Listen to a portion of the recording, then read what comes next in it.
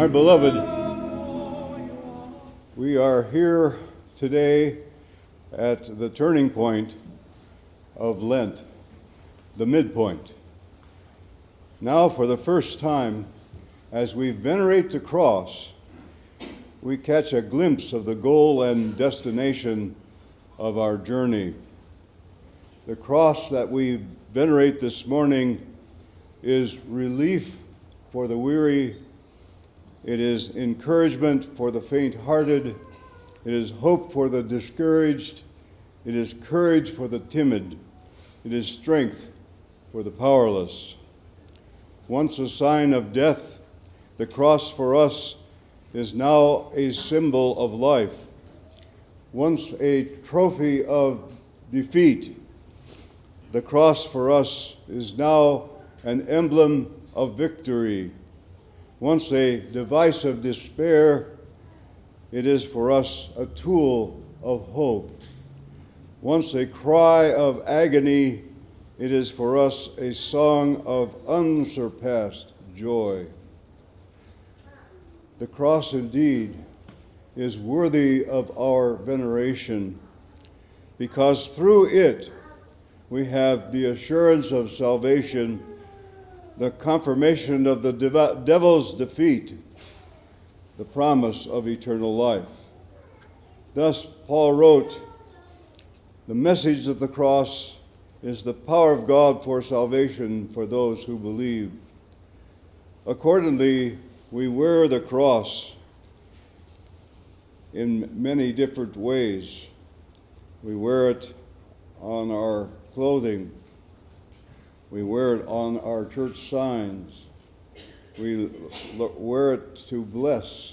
We wear it to venerate and kiss, etc., etc. Because the cross is the sign of Christian identity, and it is recognized throughout the world, whether the world believes in it or not. It is entirely appropriate, therefore, that we lift up the cross as our banner of the gospel of our salvation.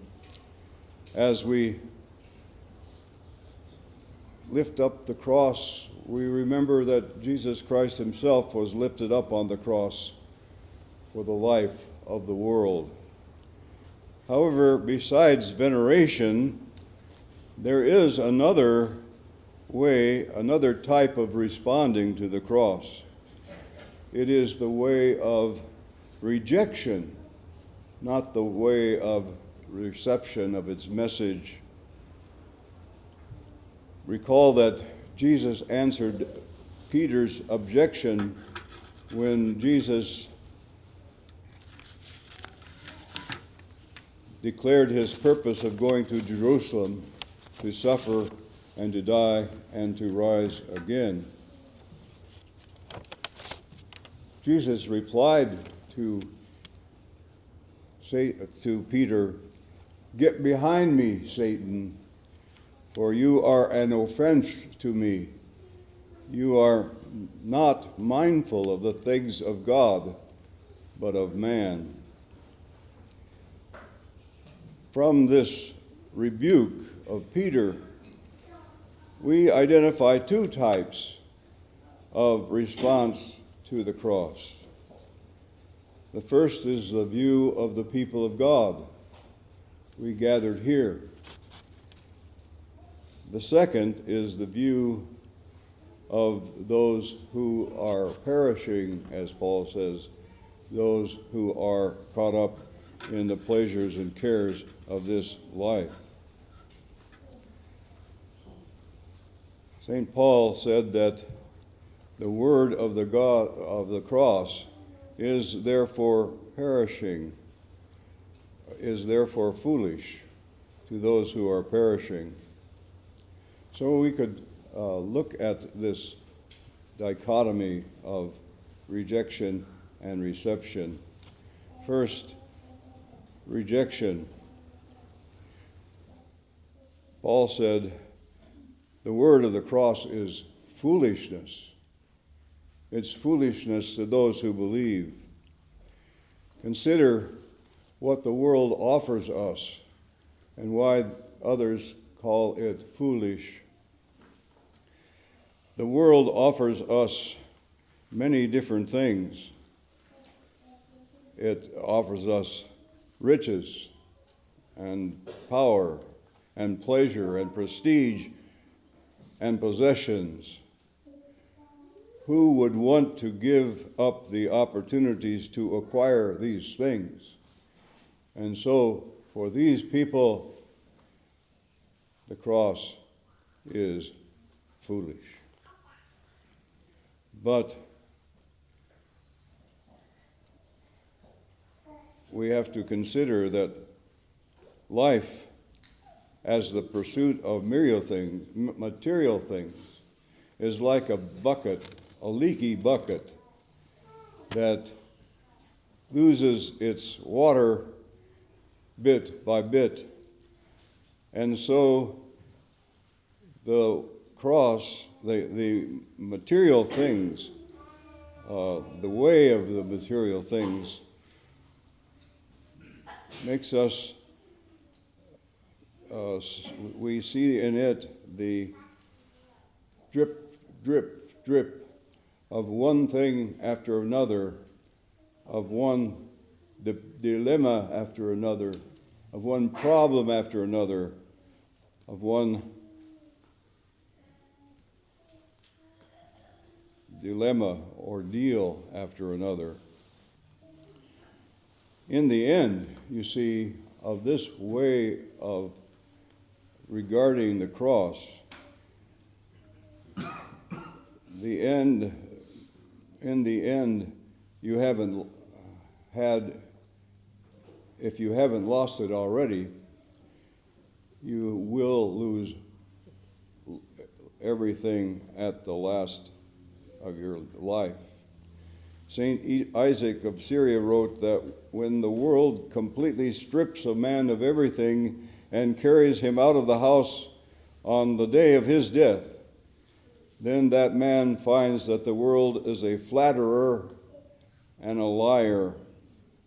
All the world's promises of success and happiness, enjoyment and status turn out to be empty. You find that at the end of your life, you have sold your soul to the stuff that doesn't have endurance, that doesn't last past the expiration date.